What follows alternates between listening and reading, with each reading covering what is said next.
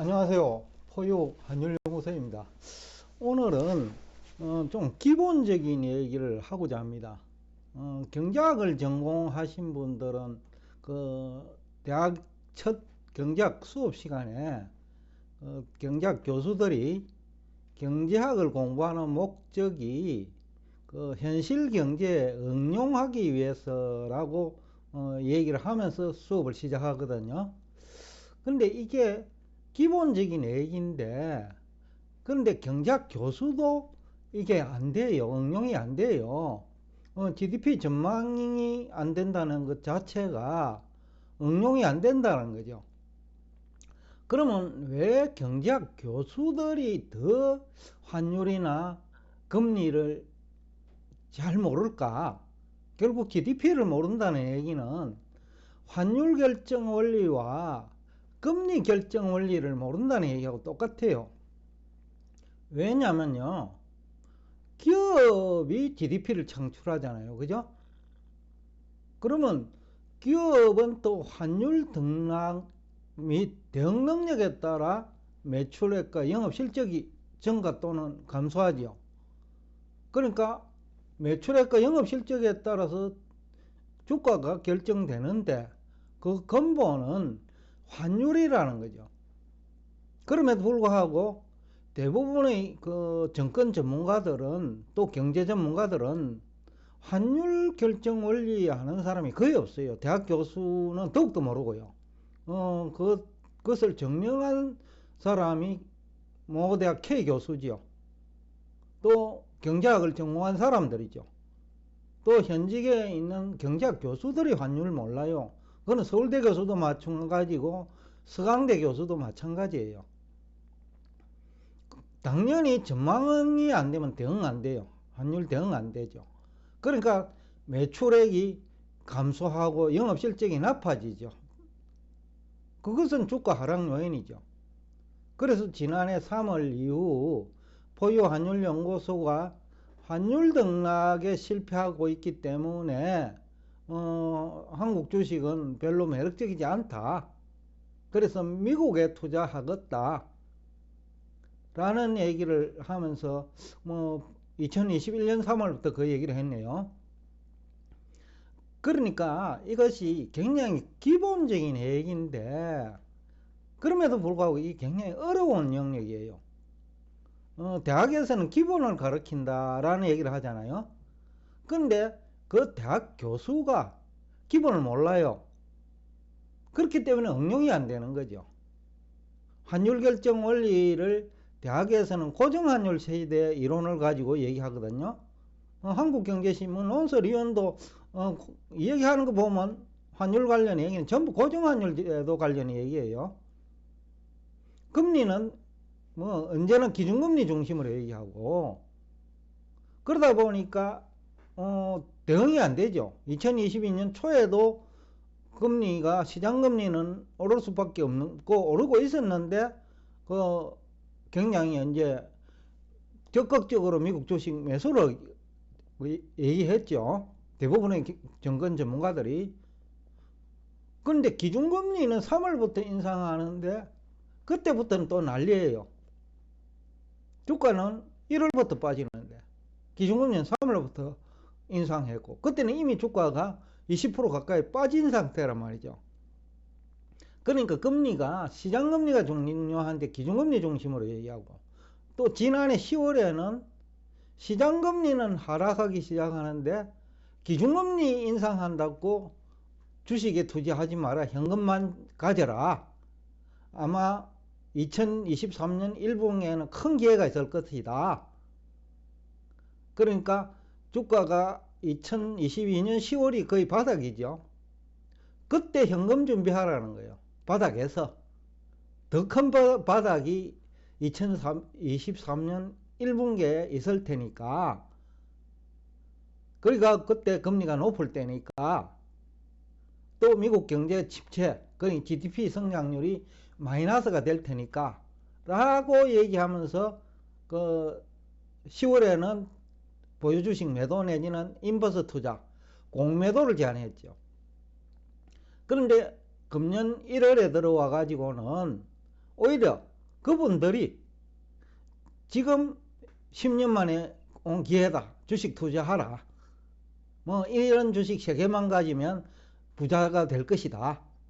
그런 얘기를 한단 말이죠. 여러분 어떻나요?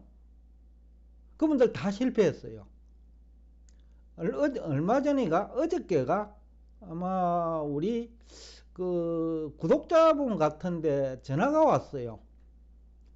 지난 1년 반 동안 자기가 여러 그 방송 채널 얘기를 듣고 있는데 포유 환율 연구소가 최고더라. 환율도 최고고 금리도 최고고 GDP 성장률도 최고더라. 그런 얘기를 하더라고요. 제가 자랑하기 위해서 그런 건 아니에요. 그런데 포유 환율 연구소는 그래프 차트를 가지고 나오지 않아요. 우리 그 방송할 때마다 가지고 나오는 이 그림에 의해서 얘기하는 거예요. 그림 속에서 환율을 제일 중앙에 둔 이유는 오늘날은 글로벌 경제예요. 그리고 변동환율 제도예요. 그렇기 때문에 환율은 세계 경제에도 영향을 주고 국내 경제와 세계 경제를 연결하는 매개 변수지요. 그리고 환율이 주식시장에 영향을 주고 채권시장에 영향을 주니 그러니까 금리 결정 원리도 결국 환율에서 나오는 거예요. 경제학 교수들은 금리가 환율을 결정하는 것처럼 얘기하죠. 그러나 오늘날 경제 현상은 환율이 금리에 미치는 영향이 훨씬 더 크다. 금리가 환율에 미치는 영향은 오히려 미미하다. 이 그림에서 알 수 있잖아요. 환율이 상장기업 매출액과 영업실적에 영향을 주는데 대응을 못하면 그 상장기업은 자금 조달 금리가 올라가 버리죠.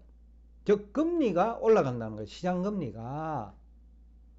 그리고 또 채권에 투자하는 사람들도 외국인도 많죠.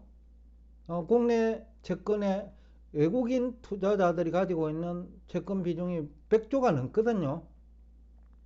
그러니까 외국인들이 환율과 금리를 보고 들어오는데 들어올 때 1차적으로 환율부터 봐요.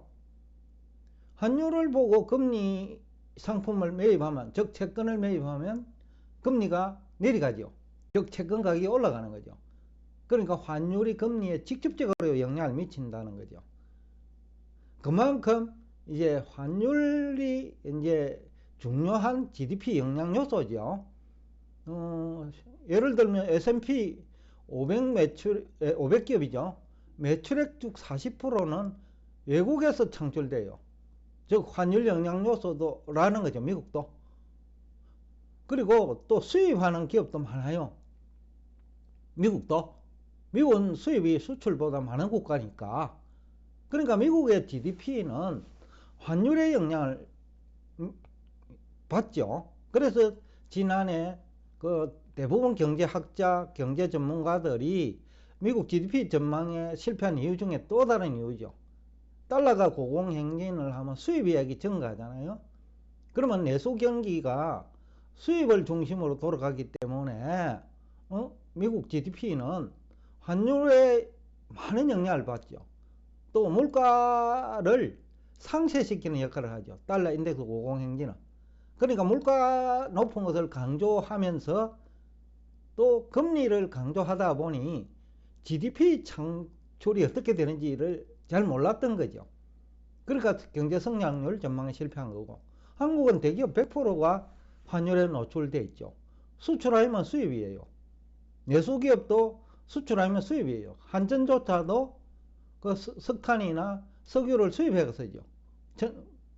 내수기업 다 그래요. 음식업종도 마찬가지고요. 그렇지만 나라마다 환율이 매출액과 영업실적에 미치는 영향은 상이합니다. 나라마다 환율 등락폭도 다르고, 다국적 기업이 많은 국가도 있고 중국적 기업처럼 다국적 기업은 적고 외국 기업이 자국에 진출한 국가도 있고, 그런 나라는 GDP 해석도 달리 해야 돼요. 그런데 우리나라 경제학자들은 미국 GDP나 중국 GDP가 동일한 것으로 이해하는 사람이 99%예요. 그리고 중국 GDP가 미국을 따라잡으면 이제는 중국이 미국의 위에 위치할 것이다. 즉 국제 질서에서 중국 경제가 미국 경제를 좌지우지할 거다. 이런 얘기를 한단 말이죠. 그냥 무식하다는 것이 바로 노출되는 거죠. 그 한마디에. 그러고 또 부채가만 올라가는 시장금리도 중요한데 이것이 또 영업실적 요인이죠. 환율의 영향을 받지만은, 그리고 환율을 모르면 시장금리도 모른다고 하는 얘기가 바로 이 얘기예요. 그리고 환율이 금리에 미치는 영향이 훨씬 커요, 오늘날은. 그 다음에 GDP는 기업이 창출하잖아요. 그러니까 환율과 금리는 대단히 중요한 GDP 영향 요소죠. 환율 결정 원리, 금리 결정 원리 모르면 GDP 모르는 거예요. 그래서 지난해 2021년 3월부터 우리 국내 경제학자들, 특히 K 교수, 미국 경제 전망 지금까지 단 한 번도 맞은 일이 없어요. 환율 전망도 실패했어요. 시장금리 결정 원리도 몰라요. 그러면서 금리 전문가로 활동하고 있고 경제 전문가로 공영방송이나 유튜브 공간에서 활동하고 있죠. 그분 K 교수만의 문제가 아니고요. 국내 경제 전문가 학자 98% 이상은 미국 GDP 성장률 전망 실패했고 주가지수 전망에도 실패했죠. 2021년 3월부터 미국 주식 거품이라 해요. 근데 2021년 연말까지 미국 증시는 됐죠. 또 한국 증시는 그때 좋다고 했는데 한국 증시는 오히려 망가져 버렸죠. 하반기부터. 그 정도로 이제 이 GDP는 어렵다는 얘기도 되고 K 교수만의 문제는 아닙니다. 포요 환율 연구소가 K 교수를 지적하는 것은 미워서가 아니고 노출이 많이 되잖아요. 공영방송이나 유명 유튜브에. 그러면 자기가 나오지 말아야 되죠. 무능하면 나오지 말아야 된다는 거죠, 스스로. 왜냐?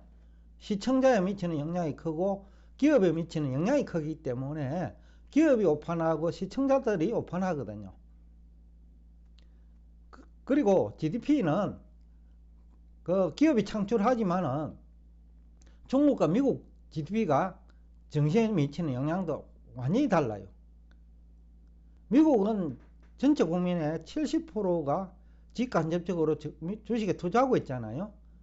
이것이 또 GDP에 미치는 영향도 달라질 수 있고 미국 GDP가 정시에 미치는 영향도 다를 수 있다. 그러니까 여러분들이 가장 기본이 되는 공부부터 먼저 하자.